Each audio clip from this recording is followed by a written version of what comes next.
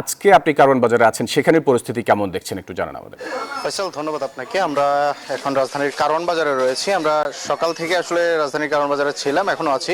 আপনাকে যদি একটু বলি, আপনি জানেন আসলে যে গতকাল রাত থেকে আসলে টানা বৃষ্টিতে রাজধানীতে মোটামুটি এক ধরনের দুর্ভোগ শুরু হয়েছে। কারওয়ান বাজারে আসলে যদি আপনাকে বলি যে কারওয়ান বাজারে আসলে হাঁটু পরিমাণ পানি রয়েছে। আমরা এখন যেখানে আছি এটি হচ্ছে চালের বাজার, অর্থাৎ নিত্যপণ্যের যে বাজার রয়েছে সেখানের পরিস্থিতি যদি আপনাকে একটু জানাতে চাই।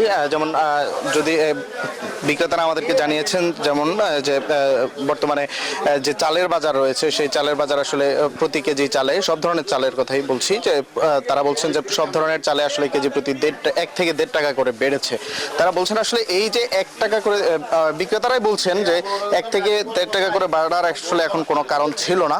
তো সব মিলিয়ে আরেকটু যদি আপনাদেরকে বলি যে পেঁয়াজের দামের কথা যদি বলি, পেঁয়াজ এখনো 100, অর্থাৎ এখনো 100-র বেশি দামে বিক্রি হচ্ছে। 110 থেকে 120 টাকায় রাজধানীর কারওয়ান বাজারে প্রতি কেজি পেঁয়াজ বিক্রি হচ্ছে।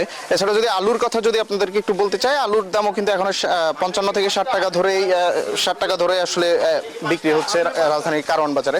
তো এই ছিল রাজধানীর কারওয়ান বাজার থেকে আমার কাছে শুক্রবারের বাজার পরিস্থিতির সবশেষ। ফয়সাল।